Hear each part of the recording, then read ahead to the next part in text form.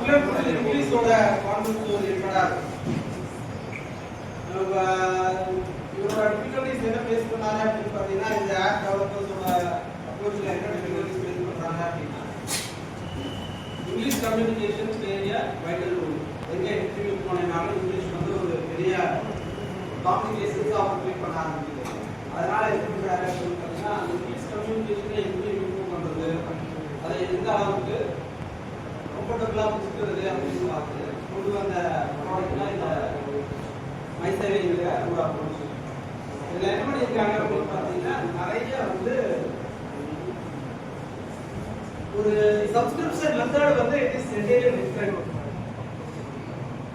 ரொம்ப மாடர்னா இல்லாம ரொம்ப காஸ்ட் கட்டிங் பேக்கேஜ் ரொம்ப 389 ரூபீஸ்க்கு சப்ஸ்கிரிப்ஷன் எடுத்தீங்க அப்படின்னா இயர்லி வைஸ் மந்த் வைஸ் அப்படிங்கிற மாதிரியான பேக்கேஜஸ் வந்து கொடுக்க ஆரம்பிச்சாங்க. இந்த கம்பெனியோட டர்ன் ஓவர் எவ்வளவு இருக்கு இயர்லி டர்ன் ஓவர் அப்ராக்சிமேட்டா ஒரு எஸ்ல சொல்லுவாங்க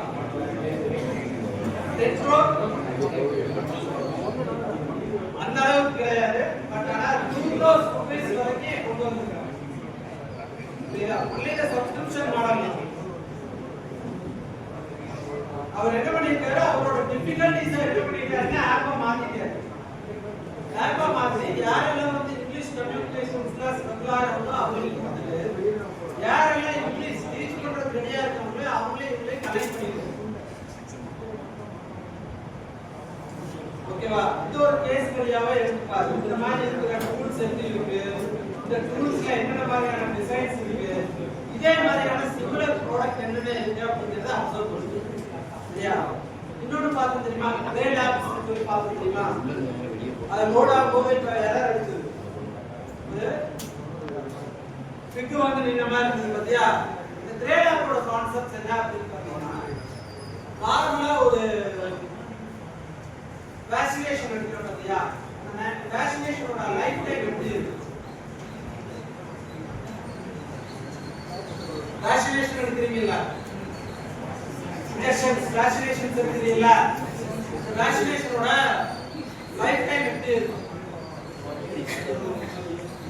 1 day or 2 day or 3 day, ஏன் புரியுதா? கொரோனா வேக்சினேஷன் எடுக்கிறா இல்லாட்டி வேற ஏதாவது ஹெப்படைட்டிஸ் வேக்சினேஷன் எடுக்கிறா அப்படின்னா அதோட வேக்சினேஷனோட லைஃப் டைம் பார்த்தீங்கன்னா எப்படி இருக்கும், அந்த இன்ஜெக்ஷனோட லைஃப் நமக்கு இன்ஜெக்ட் பண்ணாதவங்க இன்ஜெக்ட் பண்றதுக்கு முன்னாடி நார்மலா பார்த்தீங்கன்னா அதோட டிஃபிகல்டிஸ் எப்படி இருக்கும் அப்படின்னு பார்த்தீங்கன்னா ஓபன் பண்ணிட்டோம் அப்படின்னா அந்த இன்ஜெக்ஷன் பாட்டில் ஓபன் பண்ணிட்டா அப்படின்னா அது சீக்கிரம் எக்ஸ்பைரி ஆகும். இப்போ கொரோனா டைம்லயே பார்த்தீங்கன்னா வேக்சினேஷன் இன்ஜெக்ட் பண்ணோம் அப்படிங்கிறது ஒரு ரிமோட் வில்லேஜுக்கு எடுத்து போகும்போது என்ன ஆகுது அப்படின்னு பார்த்தீங்கன்னா அது ஒரு அது போய் அங்கே ஓப்பன் பண்ணி உடனே இன்ஜெக்ட் பண்ண முடியாது.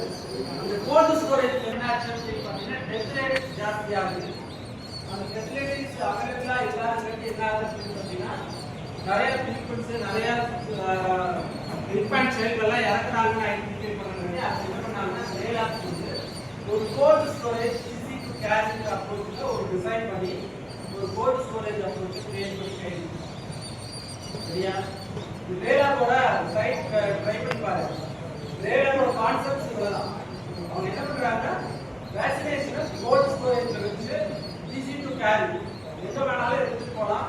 24 hours ஆர் 48 hours வந்து வேக்சினேஷன் வந்து எக்ஸ்பைரி ஆகாம இருக்கும். அதே வந்து அதை என்ன பண்ண முடியும் அப்படின்னு பார்த்தீங்கன்னா எக்ஸ்டெண்ட் பண்ணி அது எக்ஸ்பைரி ஆகுதா இல்லையா அப்படிங்கிறத அண்டர்ஸ்டாண்ட் பண்ண முடியும், ரீப்ளேஸ் பண்ண முடியும். அந்த மாதிரியான ப்ரோட்டோகால் எல்லாம் அப்ளை பண்ணி அந்த டிசைன்ல